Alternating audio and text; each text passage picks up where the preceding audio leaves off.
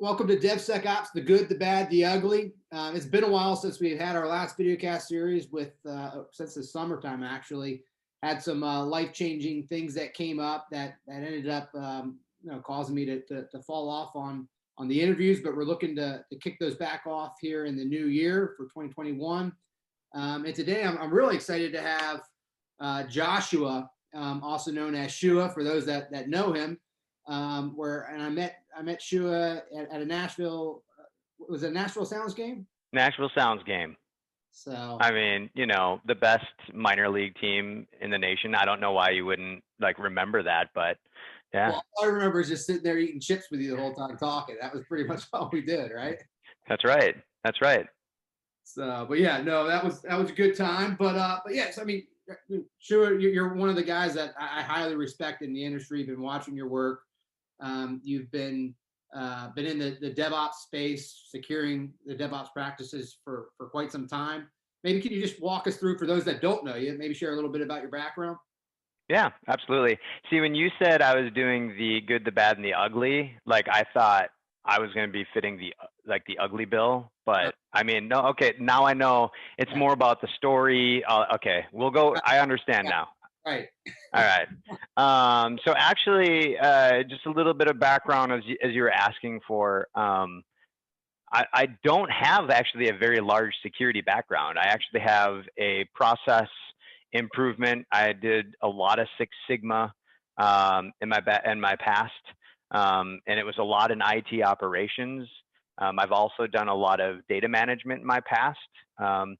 And then when I moved from data management into the security space and having my relationship with engineers, I actually started to see a lot of similarities between how, if you think of Six Sigma from a manufacturing standpoint, how cars are manufactured from left to right, they go through an assembly line, to my experience with data, where data moves left to right, it's created, it goes from authoritative sources to all these targeted sources, and there's quality issues that happen there, and you have to have checks in place.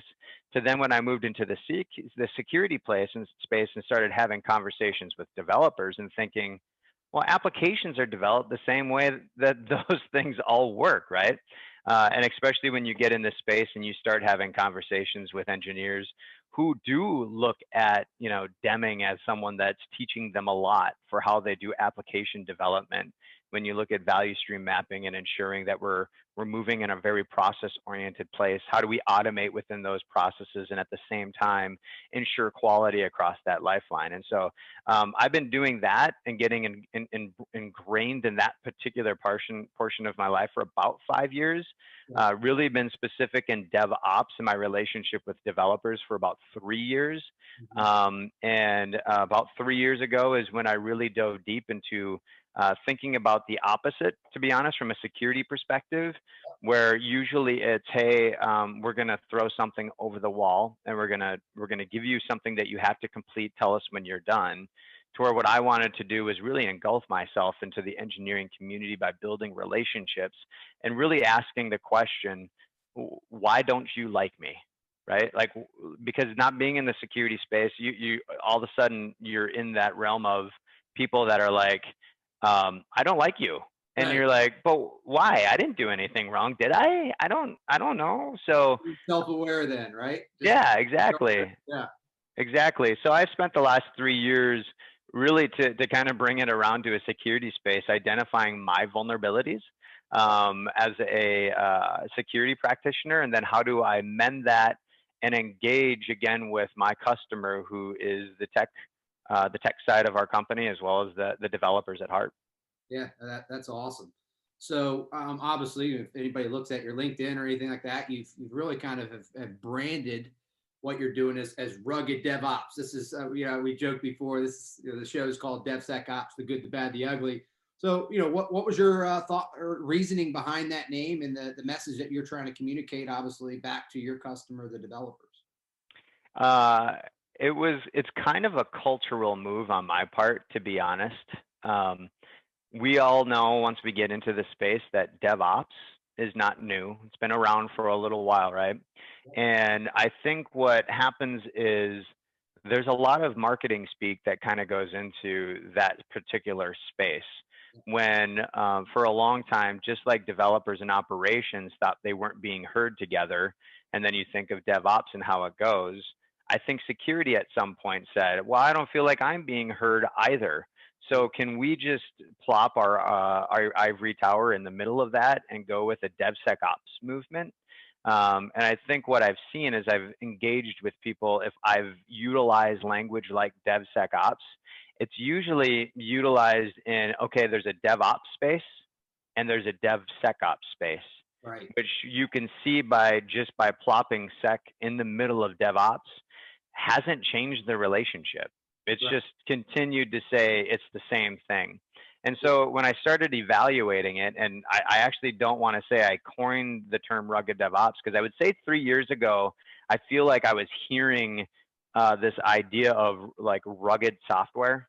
Hmm. And so if you actually look up rugged software, minus kind of the DevOps idea of it or the security side of it, you'll see what individuals are talking about when they're trying to create rugged software.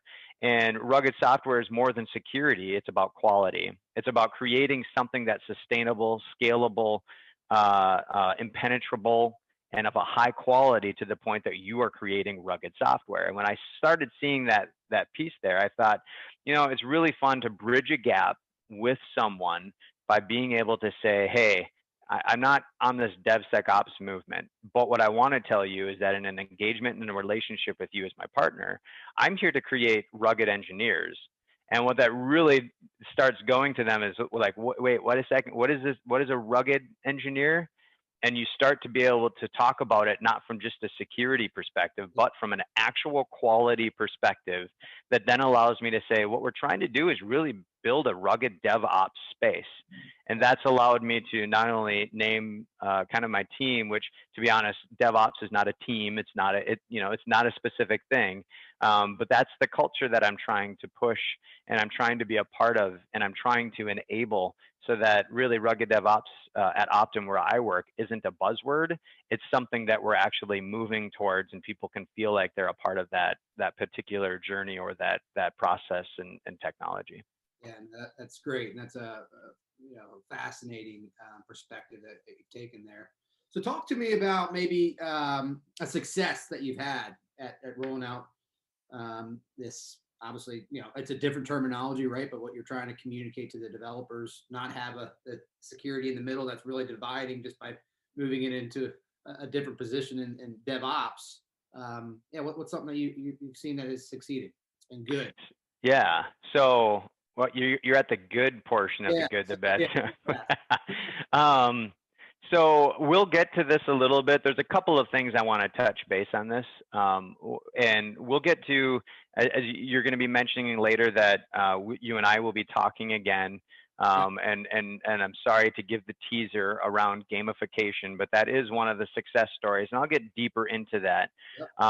But two places I really want to talk about as far as successes go is that when 3 years ago, when I started getting into the DevOps space, I was on a security architecture team, and it was actually my boss at the time, who some individuals on this podcast might even know. His name is Aaron Reinhardt. He's someone that's in the industry. He does chaos engineering. He has his own company. And he was the one that was coaching me on, you really need to get involved in the DevOps space and you need to get involved with the engineers. And one of the things that I started getting involved with was this community that was this internal community that was at United Health Group that was called the DevOps community. And in there, they would get together and they would discuss things and they would talk things. Well, the facilitator of that group ended up leaving the company, and they were asking who here would like to take over facilitation of this. And unbeknownst to me, again, the security guy that I thought everyone would hate, I had cultivated some relationships to that point where they volunteered me as the individual to facilitate. And where this fits into the success of the story here is that flash forward now 2 years from taking over the facilitation of that, and you now have an individual who is in the security space that is leading and facilitating an enterprise group that has no we have no control. Like, security is not the people that control what DevOps is. We all do, right? Right. And I think some of the success has been that we've been able to be agnostic of the places that we come from. Hmm. And we're able to have a dialogue. Every 2 weeks, we get together, and there's actually two things that I help facilitate to help gather two different types of way in which people want to talk to each other. One we call a lean coffee DevOps. That's been hugely successful. If you're not familiar with the lean coffee format in which you lead a conversation, you can Google it, look it up. But the premise of it is that the agenda is written by the audience. So we're able to get together. We start spitting out kind of like agenda topics that we want to talk about from a DevOps perspective. It could be things like, what are some DevOps conferences that are coming up? What are some CI/CD tools that people are using? What's a cool process that people are utilizing today? And then you vote on those, and then you have a whole hour to discuss what each one of those items are. And that's been a really good roundtable discussion to find out where people are at. It gives people an opportunity to be, I sometimes call it our therapy session, because it's the place where people can come and kind of lay out their heart in a very conversational way. And then the second group that I thought that is also a success in how you could run things is more of the traditional presentational style. And so we have, on a biweekly basis, people volunteer to talk about things from a DevOps perspective, that is people, process, and technology. So what is happening in your space that is something that you really, really care about getting off of your chest and into the hearts and the minds of the individuals that are on this call? And then being able to give them an opportunity to practice presenting, give them an opportunity to talk about the DevOps concept, Hmm. and then also getting feedback from their peers on what that is. And then at the same time, we're creating relationships. We're creating what I call like the little organizational synopsis. Like when you think of your brain, we're creating those synopses to actually take off and create a successful relationship around driving culture, because it can't happen in one particular place. And so this has been really good at driving a community-based success factor at pushing off not only rugged DevOps, but again, integrating into the DevOps movement, wherever we're at.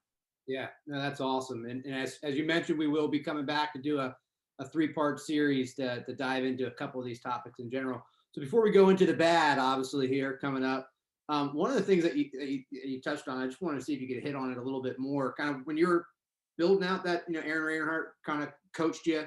I know him as well, great guy. As you were going through that process of trying to figure out how to get on the developers team to where they ultimately nominated you, can you talk about that a little bit for somebody? Like, how did you build the rapport with them at early stages for somebody that's trying to figure out how to do that? Yeah, and I get to plead ignorance on that part, because I got to plead the fact that I wasn't a security person in my background. Right. And so it sounds weird to say it, but it wasn't like me coming in where these individuals knew me as having security as that piece. So whenever I was talking, it didn't come off with some preconceived notion of who Shua was and what kind of agenda I had in there. Yeah. But to your point, and actually this does get at the bad. It might be a good transition into a bad part of it, because I think it's a part of not only the success, like spinning a bad portion into a success piece, but Yeah. when I think about the problems that existed, is most of the time what I was seeing was a culture that was separating itself from each other. There was a ton of animosity, and there still is a ton of animosity, and I think that comes with a little bit of I don't want to say arrogance, because I think arrogance is too strong of a word. I think arrogance is the negative branding that we put on each other when we're having those conversations. But I think there's a certain amount of pride for your side. So if you think of the engineering side and the idea that, hey, all of these things that they're building for their applications, that's their babies. Whereas on the security side, it's the reducing risk and identifying how we stay within compliance and how we're making sure we're protecting the information of our customers, and we're prideful on that side. And what happens is if we allowed our pride, that's what was really happening from a bad perspective, is that we were allowing our pride to neglect our ability to actually build a relationship with each other. And one of the things that I did in cultivating that, to be honest, is that I kind of thought about this from my faith perspective. I have a faith background, but I was like, nothing sours a relationship more than when I judge you for the junk that you do, right? But nothing builds that relationship more when I'm willing to confess the problems that I do and actually apologize for the things that I've done, like what I've done or what our organization has done to you in the past, right?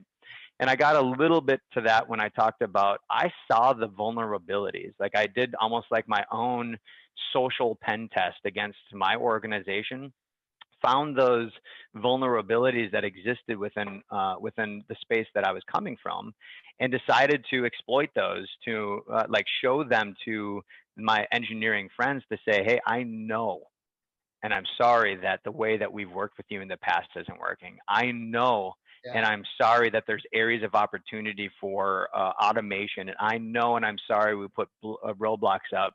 And once that allows that to clear the air, then the next thing is not taking the defensive posture and saying, but, right? But now saying, and what do you need from me in order to make that better? Sure. That established the relationship that I think has still continued to cultivate today around, hey, we have a question. I know we can go to Shua to really ask this question, because he's not going to tell me no, or he's not going to feed me a whole bunch of stuff. He's going to be able to say, hey, I understand. How can I help you? Yeah, that's awesome. There's this saying that I always appreciated: vulnerability breeds vulnerability. Not in the vulnerability sense of vulnerability management, but interpersonally, right? And I think that was a phenomenal point, and see that a lot, right? Even just in conversations that I have with, if I'm talking to a security person, right, and their animosity potentially towards development, and right, and you can understand why, right? You could be sympathetic, but I think by taking that approach of being vulnerable first is a great point. Is there maybe one thing that you would share that that maybe you don't have it, right, but something you would share to somebody that's trying to get into DevSecOps? Sure. First thing I would say is don't call it DevSecOps. No, I'm just kidding.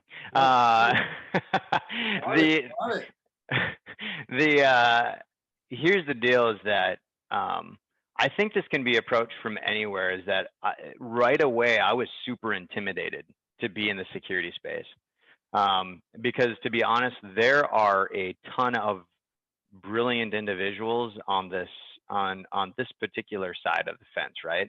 We can't lose track that there's brilliance on the other side as well.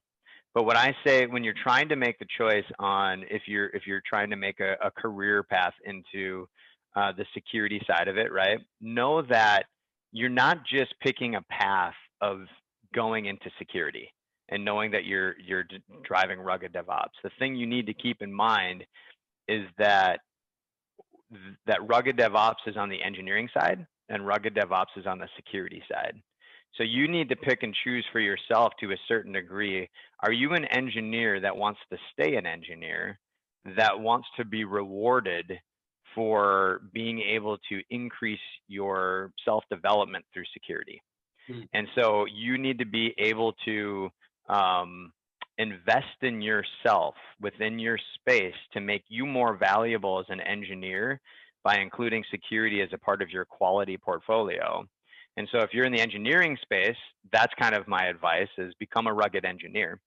Sure. If you're getting into the security space or on the security space, the idea of, if you are a security person that wants to stay a security person, I would see how you can get rewarded for trying to put yourself into the shoes of an engineer. How do you start building something? How do you start taking your thoughts and even doing something simple, which is building Hello World, containerizing it, hosting it, and figuring out what does that process look like in order to be able to empathize on the security side. So I know that feels like I'm almost like skirt tailing like the question, but I think the idea is rugged DevOps is neither security nor engineering. It's both, and it just depends on which path you want to go on. But know that you have to learn both sides of your customer or the recipient of the person who's trying to talk with you in that case. That's awesome, man. Well, I'm going to end it by being vulnerable and say, maybe you need to help me with my rebranding of the video cast series at another date. All right. Yeah, that sounds good. That sounds good. Sounds good. All right. All right, Shua. Hey, looking forward to having you back on next week, and have a great weekend. Yeah, you too, my friend. Take it easy. See you, man. Bye.